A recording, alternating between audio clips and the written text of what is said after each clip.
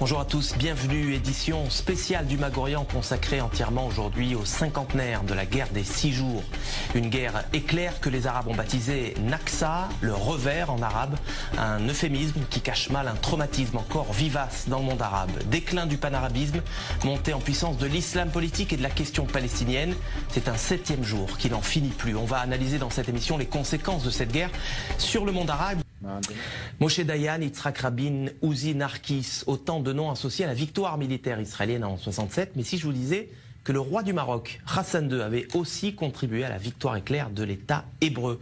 Info, Intox, Johanna Binder, bonsoir. Bonsoir. Alors, est-ce que Israël a effectivement gagné cette guerre de 67 grâce à l'aide du Maroc? Eh bien, sans le Maroc, Israël n'aurait peut-être pas gagné la guerre des 6 jours. Alors, tout commence en 1965, on est 2 ans avant que débute la guerre des 6 jours. Les grands leaders du monde arabe se retrouvent à Casablanca. C'est le 3e grand sommet de la Ligue arabe. Alors, vous vous en doutez, le Mossad ne fait pas partie de la liste officielle des invités, mais il est là et il va recueillir des informations cruciales. Il y a un protagoniste, c'est Nasser, le président égyptien, le leader de la coalition arabe. Alors dans quel état d'esprit est-il à la veille de cette conférence? Il déclare à Assouan en février: l'année 1965 est la plus dangereuse des années de la lutte arabe. Israël prétend que les Arabes s'apprêtent à perpétrer une agression. Cela signifie qu'Israël a l'intention de nous attaquer. Nous devons donc être prêts à riposter. En septembre, donc quelques mois après, a lieu ce sommet de la plus haute importance. À l'ordre du jour, l'état des forces armées des pays de la Ligue arabe, avec cette question: sont-ils prêts à faire la guerre contre Israël? L'autre homme clé de cette histoire, c'est Hassan II, le roi du Maroc. Il va permettre aux renseignements israéliens de connaître ses ennemis. Et c'est à ce moment-là que le Mossad va donc entrer en action. Oui, absolument. Le Mossad va donc préparer cette opération en amont de la conférence. Plusieurs jours avant, une équipe du Shin Bet et du Mossad, il s'appelle à Tsiporim, donc les oiseaux, vont occuper le dernier étage du très luxueux hôtel à Casablanca où sont attendus les dirigeants arabes et où va aussi avoir lieu la conférence.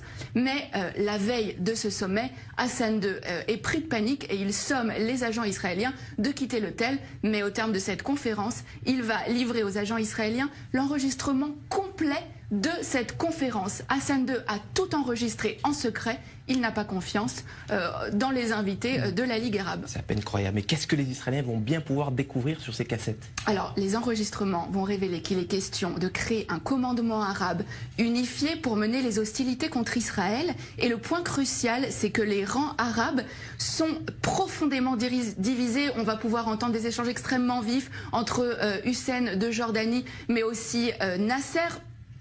Et alors, ce qui est vraiment important, c'est que les nations arabes vont vraiment révéler leurs faiblesses. Elles ne sont absolument pas préparées pour une guerre contre Israël. Et c'est vraiment sur la base de ces informations-là que Tsahal va lancer les premières opérations de la guerre des 6 jours en 67. Alors voilà un dirigeant arabe sunnite qui est censé être solidaire de ses homologues arabes. Pourquoi Hassan II a-t-il fait ce choix?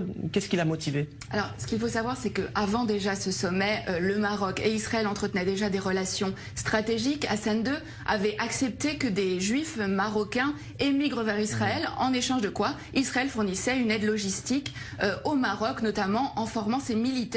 Et suite à cette opération, qui a vraiment été considérée comme le fleuron des renseignements israéliens, Israël est en dette vis-à-vis du Maroc. Seulement un mois plus tard, en octobre, cette dette a un nom, c'est Mehdi Ben Barka, le plus farouche opposant d'Hassan II. Le Mossad participe à l'opération Baba Batra. L'objectif, c'est faire disparaître absolument Ben Barka, Baba Batra aux initiales donc de Ben Barka, mais c'est aussi le nom d'un traité du Talmud. Le Maroc a donc été un allié indispensable à Israël dans la guerre des 6 jours, même si, on le voit bien, aucun cadeau n'est gratuit.